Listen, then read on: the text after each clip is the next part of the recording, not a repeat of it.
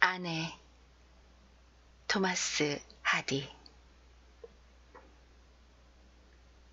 해가 막 저물어가는 어느 일요일, 헤이븐풀의 성 제임스 교회 안도 어두워지기 시작하였다.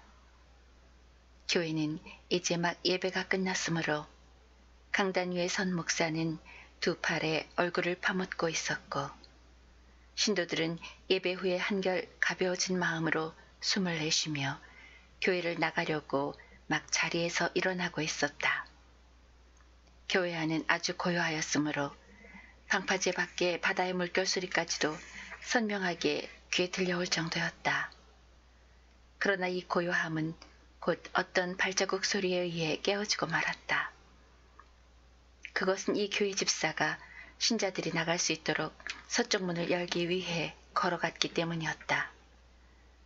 그러나 이 집사가 미처 문에 닿기도 전에 밖에서 문이 열리더니 햇빛을 등진 한 사나이의 검은 그림자가 나타났다.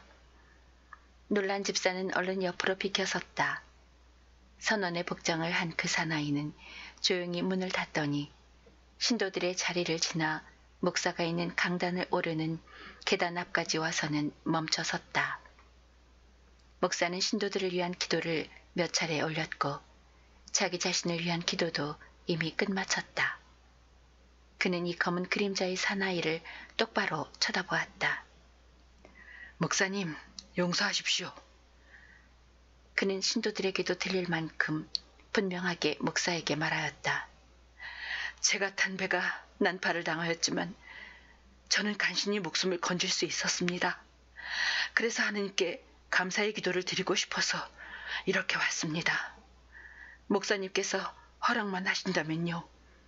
제가 하느님께 감사드리는 건 당연하다고 생각하니까요. 목사는 잠시 망설이다가 이렇게 말했다. 물론 허락해드리고 말고요.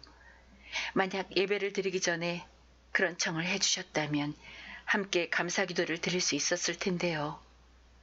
하지만 당신이 원하신다면 폭풍우를 겪은 후에 드리는 형식의 기도문을 특별히 읽어드릴 수는 있습니다만. 네, 그러시다면 정말 감사하겠습니다. 저의 경우는 그다지 특별한 것은 아니니까요. 선원이 이렇게 말하자 집사가 기도서의 감사 기도문이 실려있는 부분을 그에게 가리켜 주었다. 목사가 그 기도문을 읽기 시작했고 사나이는 자리에 꿇어앉아 목사의 말을 받아서 한마디 한마디 뚜렷하게 외웠다. 이 광경을 멍하니 바라보고 있던 신도들도 사나이를 따라서 기계적으로 무릎을 꿇었다. 그리고 그저 계단 앞에서 기도를 올리는 사나이를 바라만 보고 있을 뿐이었다. 사나이는 모자를 옆에 놓고 두 손을 마주 잡고 동쪽을 향해 무릎을 꿇고 앉아 있었다. 다른 신도들의 눈길 따위는 전혀 신경 쓰지 않는 것 같았다. 이윽고 감사기도가 끝났다. 사람들은 모두 자리에서 일어나 교회 밖으로 나왔다. 그리고 마지막으로 그 사나이가 밖으로 나왔을 때 저물어가는 저녁 햇빛이 그의 얼굴을 환히 비추었다.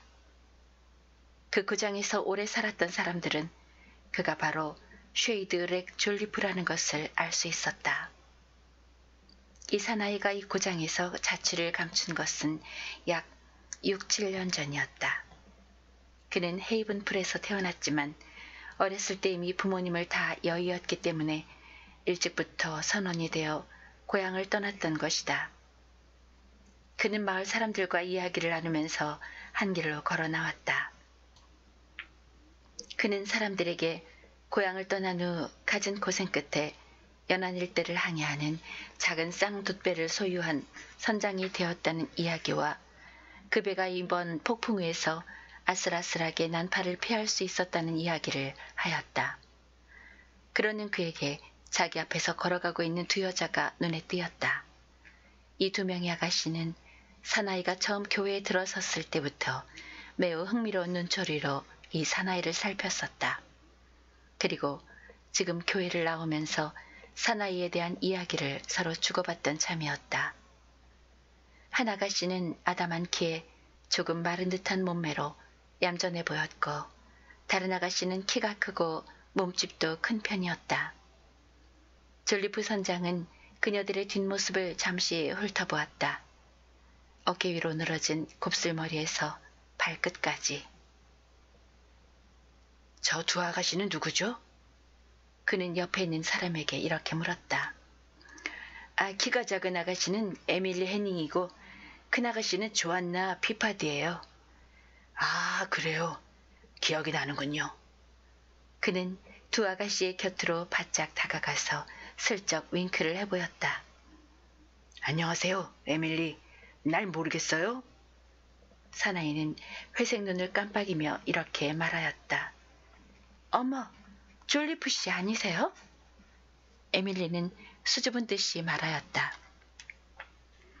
다른 아가씨는 까만 눈동자로 사나이를 똑바로 쳐다보았다. 미스 조안나는 잘 기억이 나질 않는군요. 그는 말을 이었다. 전 아직도 어릴 때 일들이나 친척들이 기억이 나요.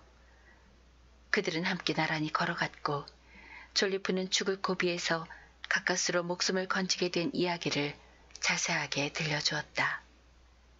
그러는 동안에 그들은 어느새 에밀리 해닝이 살고 있는 슈루프레인까지 왔기 때문에 에밀리와 헤어져야 했다. 에밀리는 얼굴 가득 미소를 지어 보였다. 그리고 또 얼마 지나지 않아서 조안나와도 헤어져야 했다. 그는 달리 일이 없었기 때문에 다시 에밀리의 집이 있는 쪽으로 발길을 돌렸다. 에밀리는 아버지와 둘이서 살고 있었다. 그녀의 아버지는 스스로 공인회계사라고 자처하고 있었지만 수입은 적은 편이었다. 그래서 그녀는 가게를 돕기 위해 작은 문방구점을 하고 있었다. 졸리프가 에밀리의 집에 들어섰을 때 에밀리와 그녀의 아버지는 막 차를 마시고 있던 참이었다. 지금이 티타임인 줄 몰랐습니다. 그가 말하였다. 괜찮네. 같이 한잔하세나. 에밀리 아버지가 권하였다. 그는 차를 마시고 나서도 오랫동안 뱃사람들이나 그들의 생활에 대해서 이야기하고 있었다. 어느새 이웃 사람들도 그의 이야기를 듣기 위해 모여들었다. 그리고 이날 에밀리 해닝은 졸리프에게 마음을 빼앗기게 되었다. 그리고 한 주일이 지나고 또 한 주일이 지나는 사이에 이 두 사람은 아주 긴밀한 사이로 무르익어 갔다. 졸리프가 이 마을에 온 지 한 달쯤 지난 어느 달 밝은 밤, 졸리프는 마을에서 조금 떨어진 동쪽으로 길게 뻗은 반듯한 오르막길을 따라 제법 현대식, 비록 오래된 바닷가 마을이지만 만약 현대식이라고 부를 만한 것이 있다면 말이다. 현대식 술집들이 쭉 늘어서 있는 높은 지대로 올라가고 있는데 저 멀리 앞서가고 있는 여자의 모습이 보였다. 그는 그 여자가 에밀리가 틀림없다고 생각했다. 그러나 가까이 가서 보니 그녀는 에밀리가 아니라 조안나 피파드였다. 졸리프는 그녀에게 정중하게 인사를 하였고 두 사람은 나란히 걸어가게 되었다. 먼저 가세요. 혹시라도 에밀리가 알게 되면 기분 나빠할 테니까요. 그녀가 말하였다. 그는 이 말이 그다지 달갑지 않다는 듯이 계속해서 그녀와 나란히 걸어갔다. 나중에 졸리프는 그날 밤에 조안나와 무슨 얘기를 했는지 또 어떤 일이 있었는지 분명히 기억할 수 없었다. 그러나 조안나는 그날 밤 자기보다 나이도 어리고 얌전한 경쟁자를 밀어내기 위해 갖은 애를 썼었다. 그 후 졸리프는 조안나와 자주 만나게 되었고 에밀리와의 만남은 점점 뜸해지게 되었다. 그리고 얼마 후에 항해에서 돌아온 고 졸리프 씨의 아들 쉐이드렉이 조안나와 결혼하게 될 것이라는 소문이 온 마을에 파다하게 퍼졌으며 에밀리는 마음에 큰 상처를 갖게 되었다.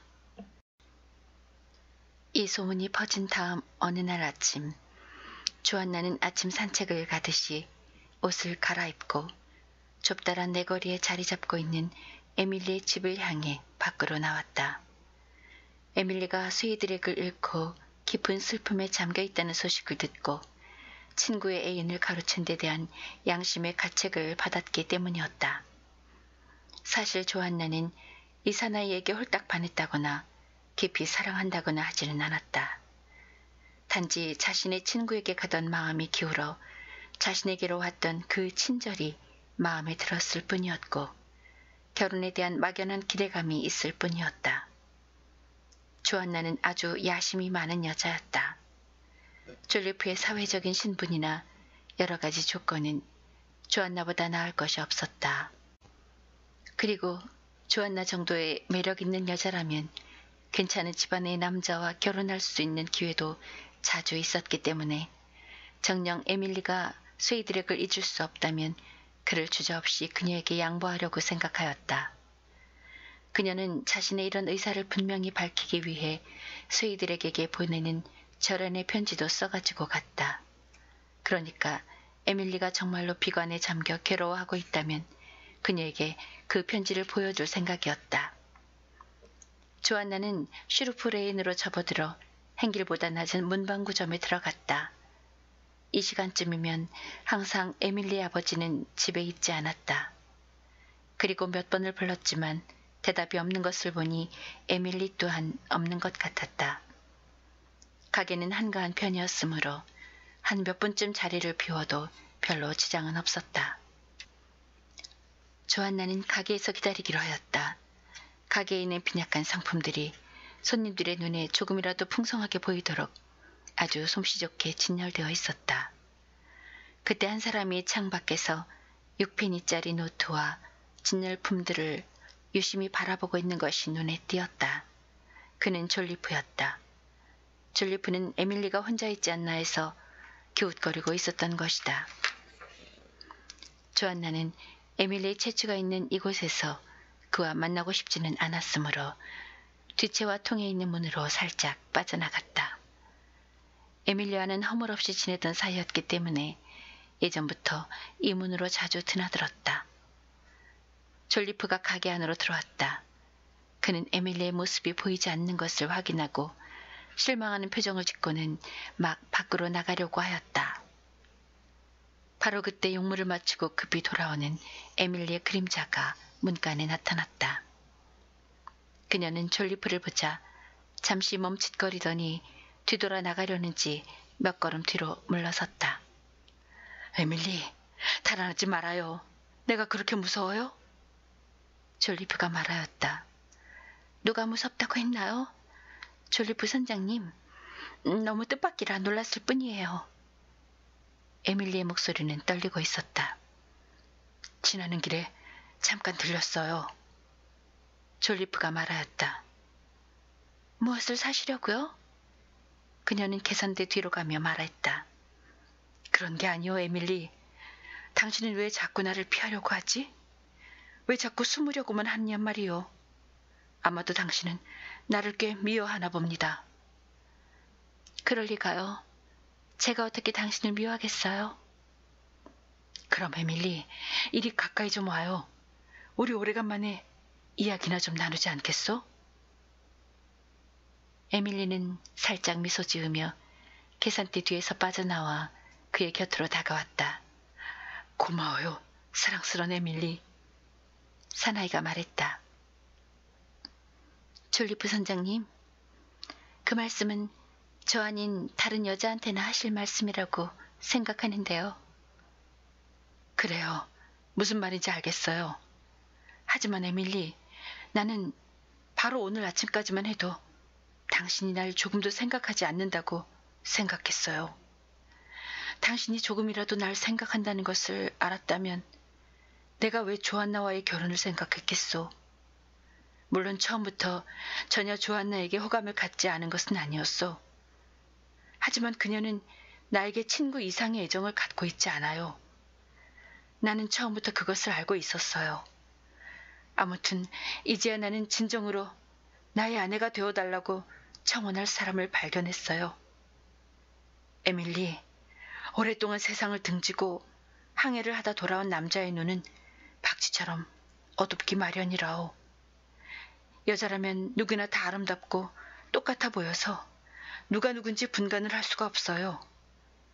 상대방이 정말로 자신을 사랑하는지, 또 내가 정말로 이 여자를 사랑하는지 생각해 볼 여유도 없이 가까이 손에 닿는 사람과 결합하게 되지요. 나는 처음부터 당신이 좋았어요. 그러나 당신은 몹시 수줍어하고 나를 피하는 것 같았기에 나를 싫어하는 줄 알았던 겁니다. 그래서 난 그만 조안나에게 끌리게 되었던 거지요. 그만, 졸리프 씨, 제발 그만하세요. 에밀리는 목매인 목소리로 소리쳤다.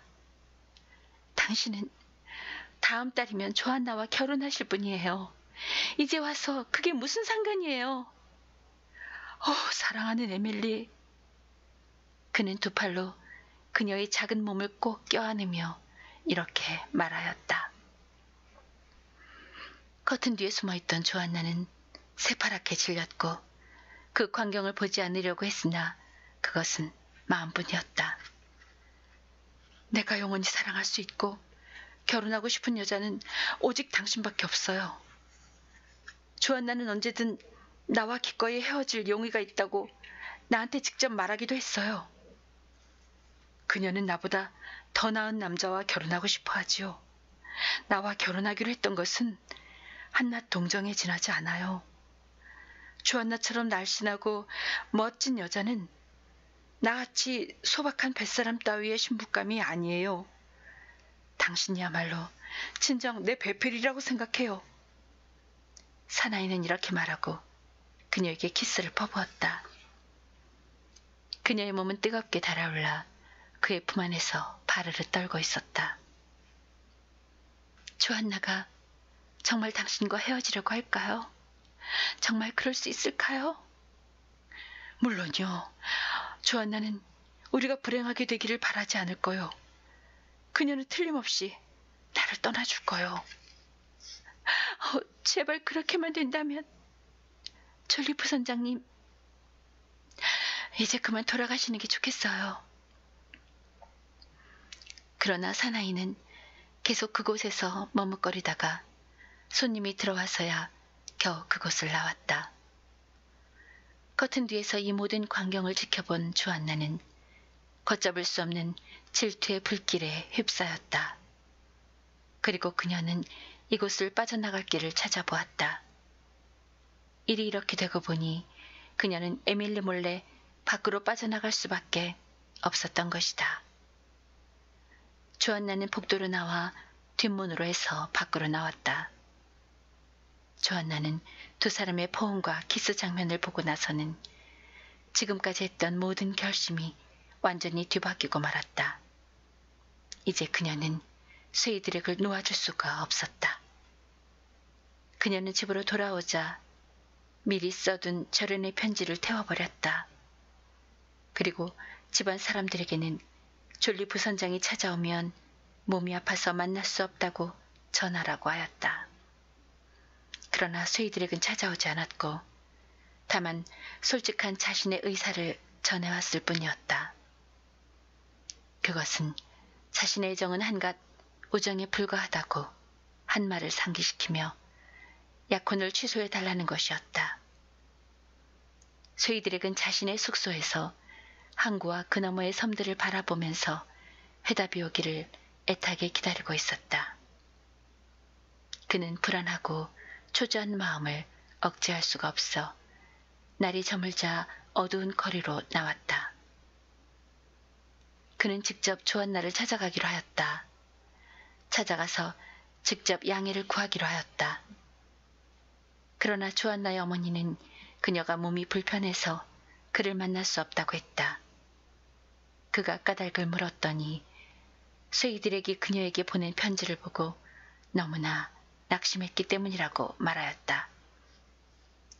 피파드 부인, 당신도 그 편지의 내용을 대충 알고 계시겠지요? 그는 이렇게 물었다. 피파드 부인은 알고 있노라고 말했다. 하지만 그 편지 때문에 자신들의 입장이 몹시 난처하다고 덧붙였다. 이 말을 들은 스웨이드렉은 자신이 마치 엄청난 죄라도 저지른 죄인이 된 것처럼 느껴졌다. 그래서 스웨이드렉은 자신이 그 편지를 보내게 된 것은 조안나를 위해서 그랬노라고. 조안나의 앞날을 위해서 그랬을 뿐 진심은 아니었다고 해명하였다. 조안나가 많이 상심하였다면 미안하고 당초의 약속을 지킬 터이니 그 편지는 없었던 것으로 해달라고 하였다. 이튿날 조안나한테서 연락이 왔다. 저녁 모임에서 집으로 돌아가는 길을 바래다 달라는 것이었다. 그는 조안나의 말대로 하였다. 그녀는 쇠이들에게 팔을 끼고 공회당에서 자기 집 문 앞까지 걸으며 말하였다. 쇠이들에, 우리 사이는 예전과 같은 거죠? 당신의 그 편지는 저한테 온 것이 아니죠. 그렇죠? 그래요. 당신이 원한다면 모든 것이 전과 같아요. 물론 그래야죠. 그녀는 에밀리를 생각하면서 심술궂은 얼굴로 중얼거렸다.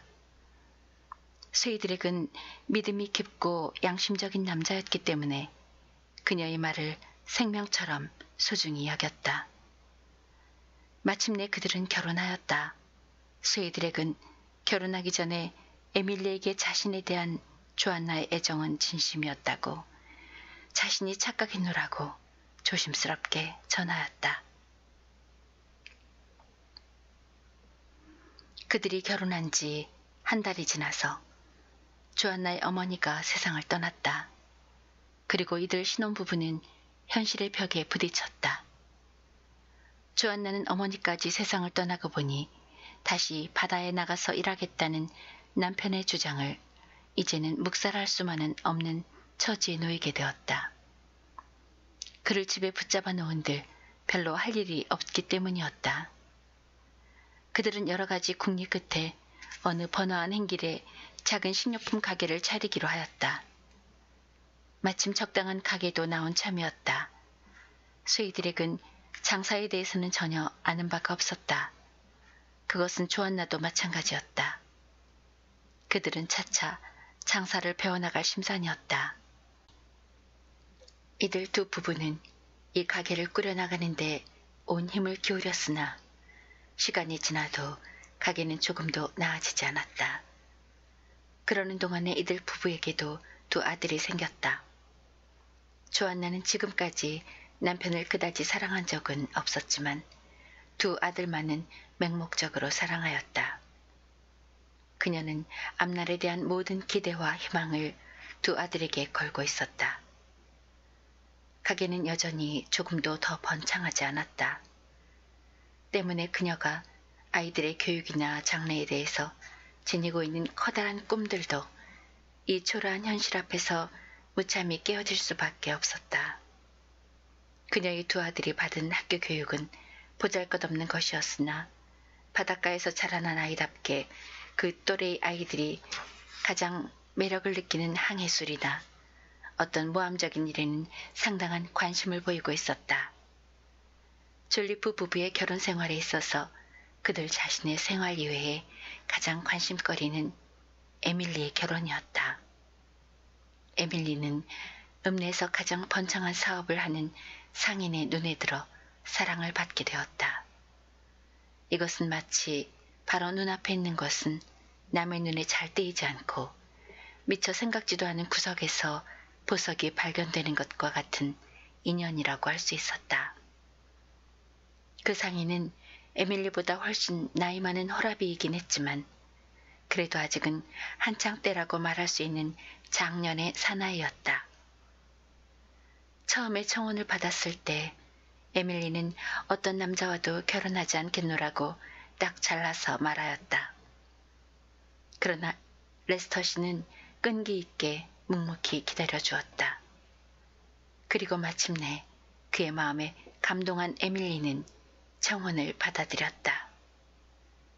두 사람은 결혼을 하였고 역시 두 아이가 태어났다.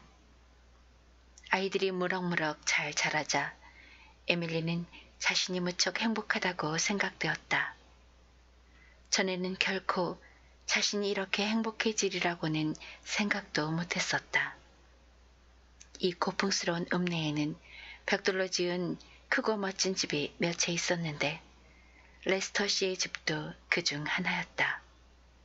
게다가 그 집은 번화한 거리에 있는 졸리픈의 식료품 가게의 맞은편에 위치해 있었다. 단순한 질투심으로 말미암아 아내의 자리를 빼앗아버린 조안나로서는 이제 와서 상대방 여인이 크고 좋은 집에서 자기의 보잘것없는 가게를 초라한 가게며 먼지 묻은 막대 사탕, 건포도나 각종 차가 들어있는 깡통 등을 내려다보는 것을 자신의 눈으로 목격해야 한다는 것이 여간 괴로운 일이 아니었다.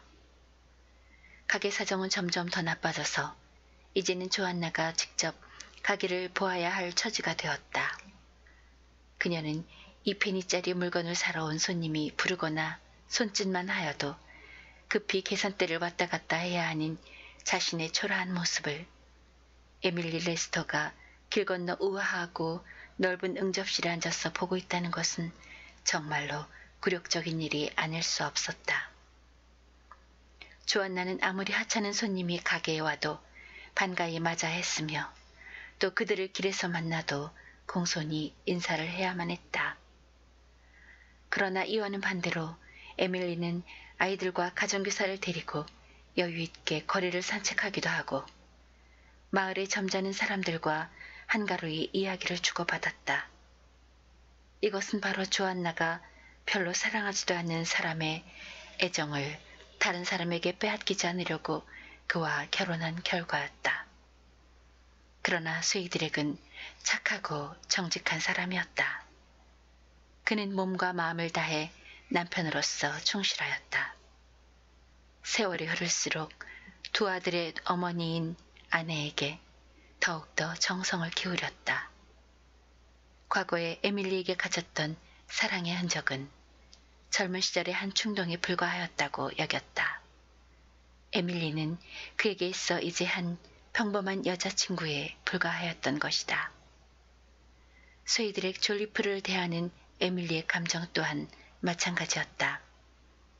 만약 에밀리가 조금이라도 질투하는 감정을 나타냈었더라면 조안나는 아주 만족감을 느꼈을 것이다.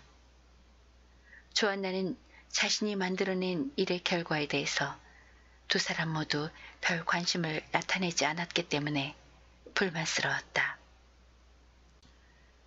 다른 많은 가게와의 경쟁에서 이 작은 가게가 살아남으려면 주인은 약간은 인색하고 약삭빨라야 한다.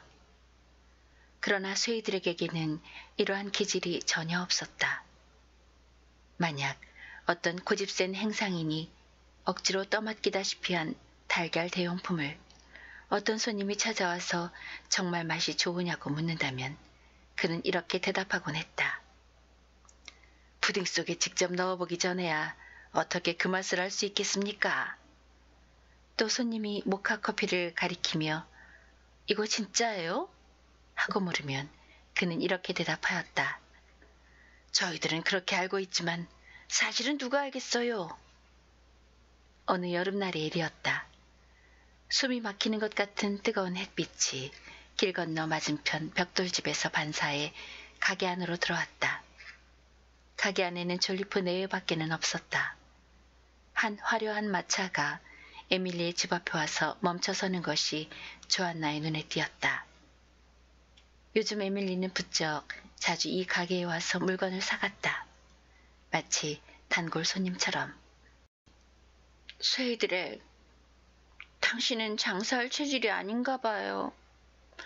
하긴 어려서부터 장사의 장자도 모르고 자랐으니까 그렇겠죠. 당신 같은 사람이 갑자기 장사를 해서 돈을 벌기란 무척 힘든 일일 테죠. 아내는 한숨을 쉬며 낮은 목소리로 이야기했다. 졸리프는 항상 그랬지만 아내의 이 말에도 변명할 여지가 없었다. 세상에서 돈이 다는 아니잖소. 이 정도면 그래도 괜찮지 않소? 어떻게 해서든 이 가게를 꾸려나가면 그럭저럭 먹고 살지 않겠소? 식료품이 들어있는 병들 사이로 맞은편 커다란 저택을 다시 한번 바라본 조안나가 입을 열었다. 그럭저럭 먹고 살지 않겠느냐고 했나요? 당신은 저 에밀리 레스터가 눈에 보이지 않나요? 얼마나 흥청망청 써대며 살고 있는지 좀 보란 말이에요. 옛날엔 지지리도 못 살던 애가요. 그 집 아이들은 대학까지도 염려 없을 거예요. 그런데 우리 애들을 좀 봐요. 겨우 교구한 학교에 가는 게 고작이잖아요. 조안나는 침통한 표정으로 말했다. 쇠이드렉은 아내의 이 말을 듣자 에밀리를 떠올리고는 곧 즐거운 듯이 말했다. 조안나, 당신은 에밀리에게 아주 좋은 일을 했어요. 당신이 에밀리에게 나를 단념하라고 했기 때문에 우리의 어설픈 관계는 매듭을 짓게 됐고 또 레스터 씨의 청혼에 응할 수 있었으니까. 세상에서 에밀리에게 그만큼 좋은 일을 한 사람이 또 누가 있겠소?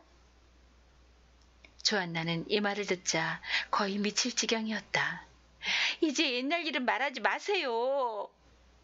그녀는 너무나 슬퍼서 거의 애원하다시피 말하였다. 아무리 당신이 돈에 관심이 없다고 하더라도 자식들과 나를 위해서 무슨 수를 써서라도 돈을 벌어야 할 게 아니에요.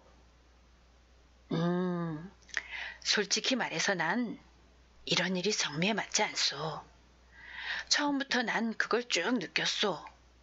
그러나 별로 입 밖에 내고 싶진 않았소. 사실 나에게는 마음껏 활개칠 수 있는 장소가 필요해. 손님들과 이웃들의 틈바구니 속에 끼어서 살아가는 것보다 좀 더 자유롭게 활동할 수 있는 넓은 곳 말이오. 나도 내 길을 잘만 들어선다면 돈도 벌 자신이 있다오. 그런데 당신의 길이란 도대체 무엇을 말하는 거죠? 그거야 다시 배를 타는 거지. 조안나는 다른 뱃사람의 아내들처럼 반과부의 생활을 하는 것이 싫어 남편을 집에 붙잡아 두었던 것이다. 그러나 그의 야망은 아내의 본능까지도 꺾어버렸다. 그러면 정말 성공할 수 있을까요? 그 수밖에는 없어. 쇠이들의 당신은 기어코 배를 타실 건가요? 나도 그게 그리 내키지는 않소. 원래 뱃사람의 생활이라는 것이 구석방에서 사는 것만큼이나 하잘 것 없고 싱겁지. 그리고 사실 난 바다가 싫소. 이건 전부터 그랬었소. 하지만 당신과 아이들을 위해 돈을 벌어야 한다면 어쩔 수 없지. 본래 뱃일밖에 모르는 나 같은 놈에게 다른 뾰족한 수가 있겠소? 돈을 벌려면 오래 걸릴까요? 그야 그때의 형편에 따라 다르지. 아마 그다지 오래 걸리지는 않으리라 생각하오.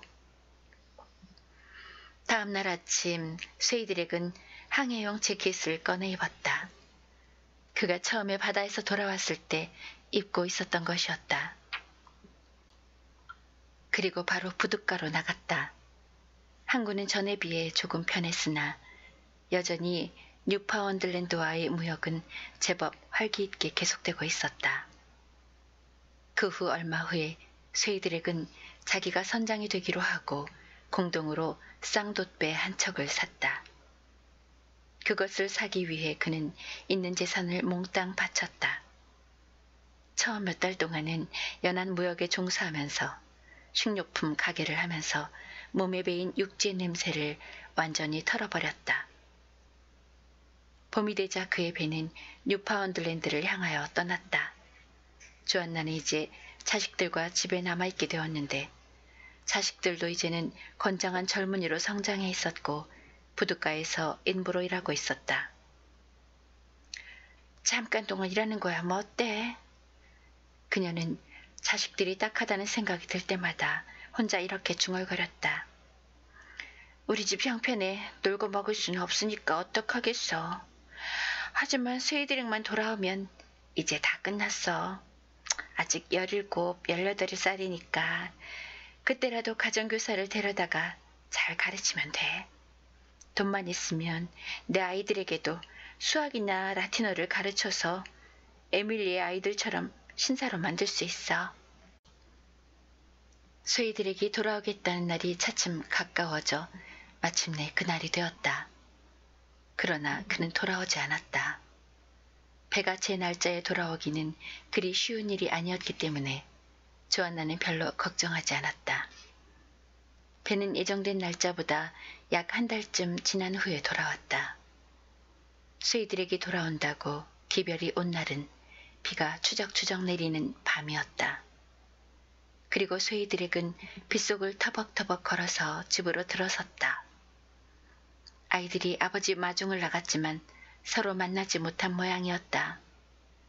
그래서 집에는 조안나 혼자 남아 있었다. 오랜만에 만난 두 부부는 흥분을 감출 수가 없었다. 겨우 진정되자 남편은 늦어진 이유를 설명하였는데 그것은 약간 투기성이 있는 계약을 맺기 위해서이며 그 결과는 매우 좋았노라고 말하였다. 난 당신을 실망시키지 않기 위해서 무척이나 애썼소. 당신도 그건 알 테지? 그는 이렇게 말하고는 돛배의 천으로 만든 커다란 돈주머니를 아내 앞에다 내놓았다. 그것은 마치 그가 죽였다는 거인의 돈주머니처럼 돈이 불룩하게 차 있었다. 그는 그 돈주머니를 풀어서 그 속의 것을 난로 곁에 낮은 의자에 앉아있는 조안나의 무릎에 쏟았다. 상당한 금화가 조안나의 치마폭에 갑자기 와르르 쏟아지자 그녀의 치마는 방바닥에 축 늘어졌다. 거봐, 내가 뭐랬소? 한미천 잡겠다고 하지 않았소? 어때? 이만하면 약속을 지키지 않았소? 쇠이드렉은 아주 흐뭇한 얼굴로 말하였다. 그러나 조안나의 기쁨은 잠시였다. 이거 정말 금화죠? 그런데 이거 전부예요? 그녀가 말하였다. 이게 전부냐고? 조안나, 이 정도만 해도 300파운드는 좋게 될 텐데 이만하면 한미천 되지 않소? 그렇겠죠. 바다에서 보면야 한미천 되겠죠. 하지만 여긴 바다가 아니라 육지라고요. 조안나는 일단은 돈 생각 같은 건 하지 않으려고 했다. 아들들이 돌아왔다. 쇠이드렉은 주일에 하느님에게 감사의 기도를 올렸다. 이번에는 평범하게 일반 감사의 기도를 올리듯이 이틀릭체로 쓰여진 부분을 읽어나갔다. 그리고 며칠이 지났다. 부부는 그 돈을 어디에 투자할 것인지 의논하다가 쇠이드렉은 아내가 그다지 만족스럽지 않은 듯이 보인다고 말했다. 맞아요, 쇠이드렉. 맞은편 저 집은 1000단위예요. 하지만 우리 집은 100단위밖에 안 돼요. 저 집은 당신이 바다로 떠난 뒤에 쌍마차도 장만했다고요. 그것이 정말요? 당신은 세상 물정을 몰라도 너무 몰라요. 하지만 우리 형편에 그거라도 가지고 최선을 다해볼 수밖에요. 우린 가난뱅이고 그들은 부자니까요. 그럭저럭 그 해가 지나가 버렸다. 조안나는 가게와 집 사이를 왔다 갔다 하였으며 아들들은 여전히 항구에서 일하고 있었다. 어느 날 쇠이드렉은 조안나에게 말하였다. 조안나, 당신은 아직도 무언가 불만이 있나 보구려. 그래요, 불만이 있다마다요. 우리 아이들은 레스터네가 소유하고 있는 배나 부리며 살아가게 될 텐데요. 옛날엔 내가 에밀리보다 모든 면에서 훨씬 나았는데. 졸리프는 원래 따지기를 좋아하는 사람이 아니었다. 그는 약간 머뭇거리며 한 번 더 바다로 나가볼까 한다고 말했다. 그는 며칠을 두고 곰곰이 생각했다. 그리고 어느 날 오후에 부둣가에서 집으로 들어와서 말하였다. 가능한 일이오. 특히 당신을 위해서라면 해야지. 한 번만 더 바다로 나간다면 분명히 할 수 있을 거요. 가능하다니 뭐가 말이에요? 100단위가 아니라 1000단위가 될 수 있단 말이요. 만약 그렇게만 한다면. 만약이라뇨? 그게 무슨 말이에요? 아이들과 같이 배를 탄다면 말이요.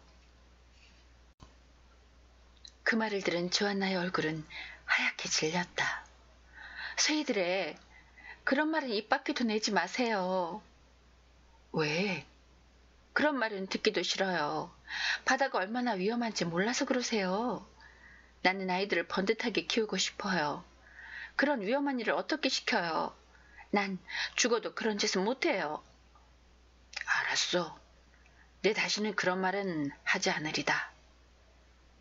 다음 날 조안나는 한참 동안 생각에 잠겨있는 듯 하다가 이렇게 물었다.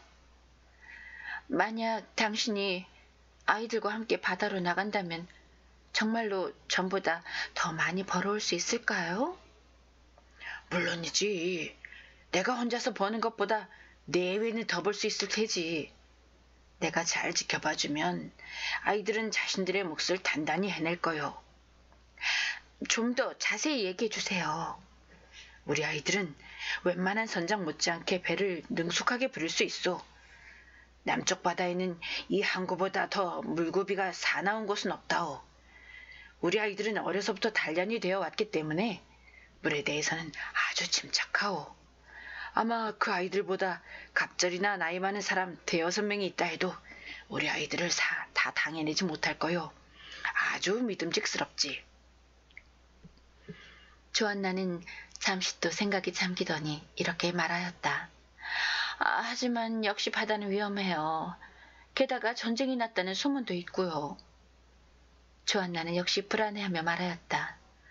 그야 위험하기는 하지. 조안나는 자꾸만 더 불안해졌다. 아이들을 생각하면 가슴이 미어졌다. 또 요즘 들어 더욱더 자주 그녀의 가게를 드나드는 에밀리의 태도는 정말로 봐주기 어려울 지경이었다. 조안나는 가난을 이유로 남편에게 더욱더 바가지를 긁어대기 시작했다. 아버지를 닮아 온순한 두 아들은 항해를 나가면 돈을 벌 수 있다는 이야기를 듣자 조금도 주저하지 않고 배를 타겠다고 나섰다. 사실 그들도 아버지와 마찬가지로 바다를 썩 좋아하는 것은 아니었다. 하지만 아버지의 계획을 듣더니 당장 많은 돈이라도 벌게 된 것처럼 들떠서 찬성하였다. 문제는 조안나였다. 조안나는 한참을 생각한 끝에 승낙하고 말았다. 쇠이들에겐 무척 기뻐하였다. 지금까지 자기를 지켜준 하느님께 감사를 드렸다. 하느님은 자기 자신에게 충실한 사람은 결코 저버리지 않는다고 쇠이들에겐 믿고 있었다. 그들은 전 재산을 또다시 투자하기로 했다. 그들 부자가 뉴파운드랜드와의 무역에 종사하는 동안에 조안나 혼자 겨우 살 수 있을 만큼의 상품만 남겨두고 모두 처분해버렸다.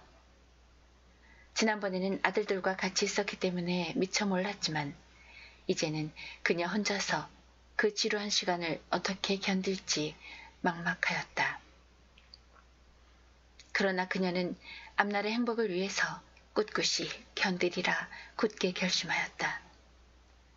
쇠이드렛과 아들들은 여러 가지 필수품, 버터, 치즈, 구두, 옷, 어로도구, 밧줄, 항해복 등의 식료품과 자파에 이르기까지 팔 수 있을 만한 물건은 모두 실었다. 그리고 돌아올 때에는 기름, 털가죽, 생선, 크랜버티 등의 상품들을 수입해올 예정이었다. 그리고 항해하는 도중에 다른 항구들에서 무역을 하여 많은 돈을 벌어들일 생각이었다. 이들의 배가 항구를 떠난 것은 어느 따뜻한 봄날의 월요일 아침이었다. 조안나는 이들을 마중하지 않으리라 생각하였다. 자신의 욕심으로 인해 이들을 떠나보내는 슬픈 전경을 결코 볼 수가 없었던 것이다. 남편은 아내의 이러한 심정을 잘 이해했다. 그래서 떠나기 전날 밤에 12시 전에는 떠나게 될 것이라고 미리 말해두었다. 조안나가 다음날 아침 5시에 잠을 깨웠을 때 세 부자는 아래층에서 부산하게 떠날 준비를 하고 있었다.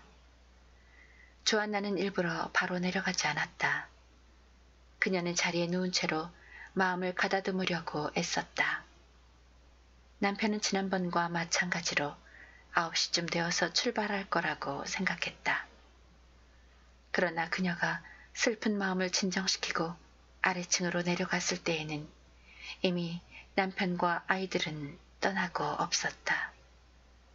이들이 떠난 자리의 책상에는 분필로 쓴 짧은 편지가 남아있을 뿐이었다. 쇠이드릭은 아내가 떠나는 것을 직접 보면 그녀의 마음이 더욱더 괴로울까봐 말하지 않고 떠난다는 사연을 몇 줄 급히 써놓은 것이다.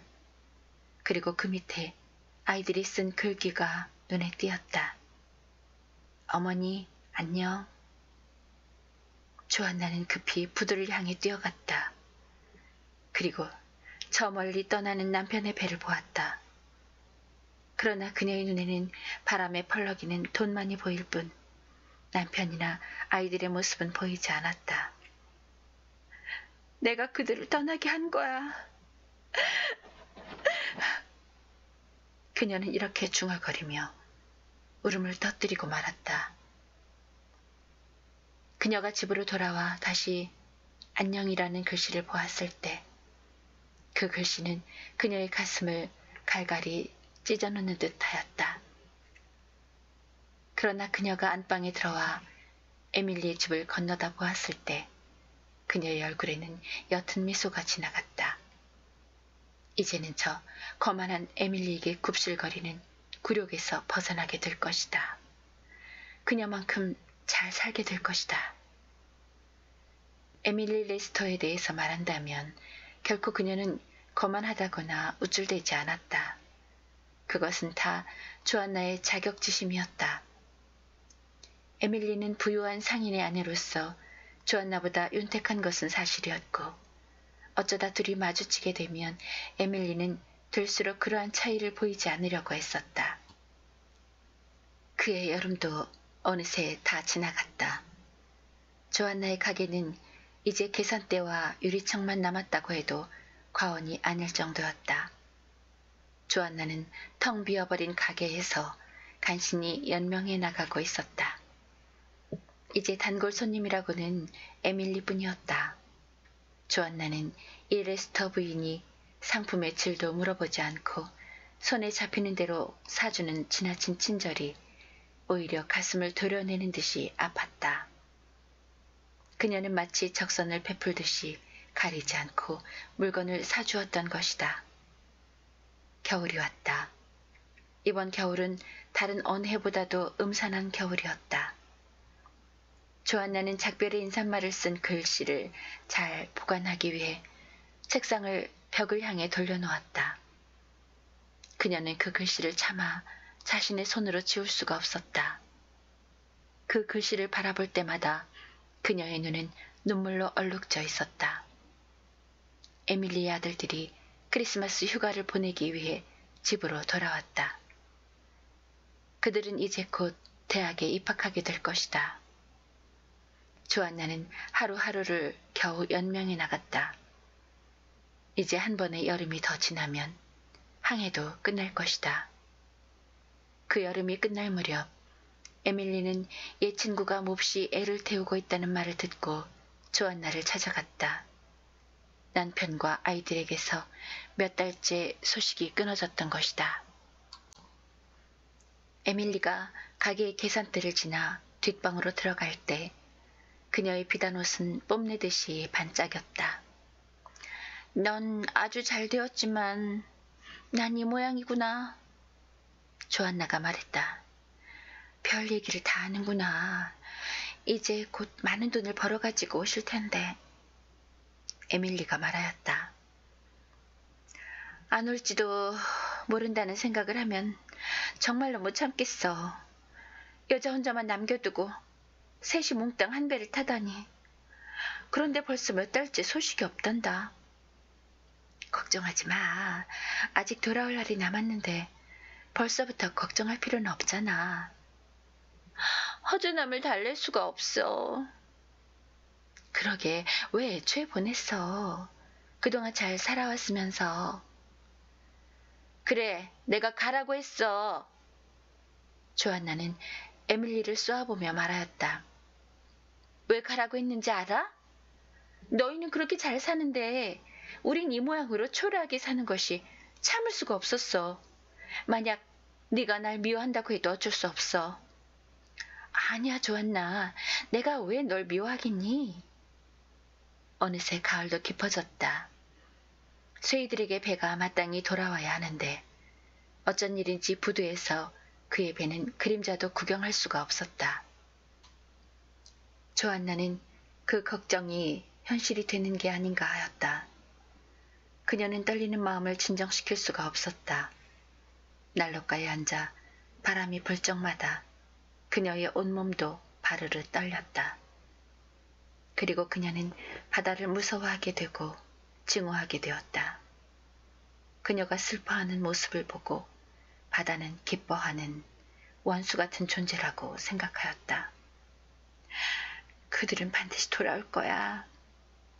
조안나는 중얼거렸다.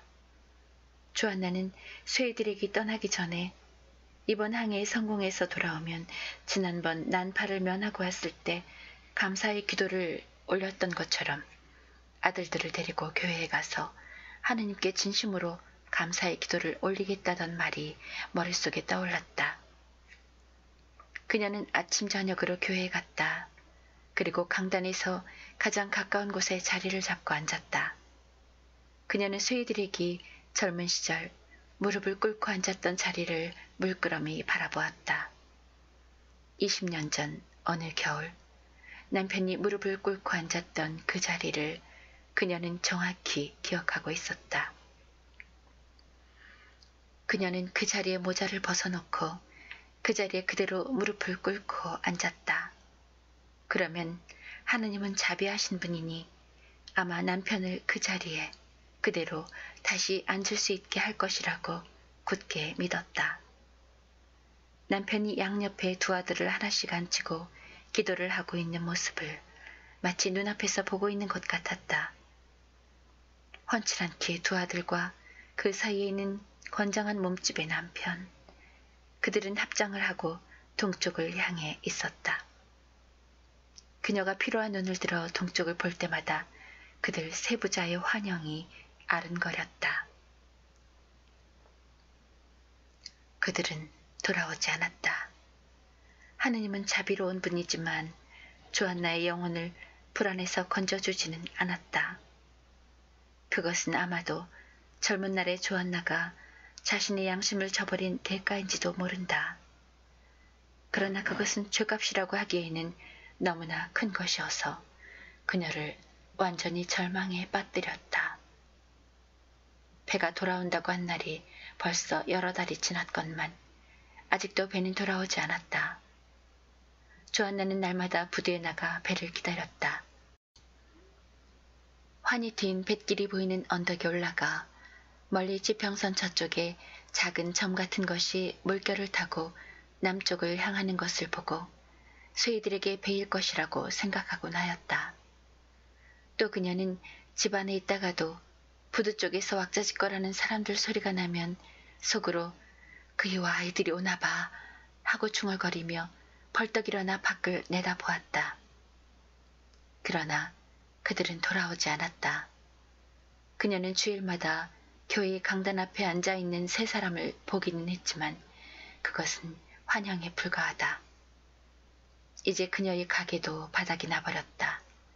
그녀는 불안과 고독에 지친 나머지 장사에 신경 쓸 여력이 없었다. 몇 푼어치의 물건도 들여놓을 엄두가 나지 않았다. 그래서 결국에는 마지막 단골 손님까지도 놓쳐버리고 말았다. 에밀리 레스터는 곤경에 빠진 조안나를 도와주려고 했으나 번번이 거절당하고 말았다. 난 널 보기도 싫어. 친구에게 도움을 주고 싶어한 에밀리가 찾아오면 조안나는 이렇게 소리쳤다. 조안나, 난 친구로서 널 위로해주고 조금이라도 돕고 싶어서 그래. 에밀리가 말하였다.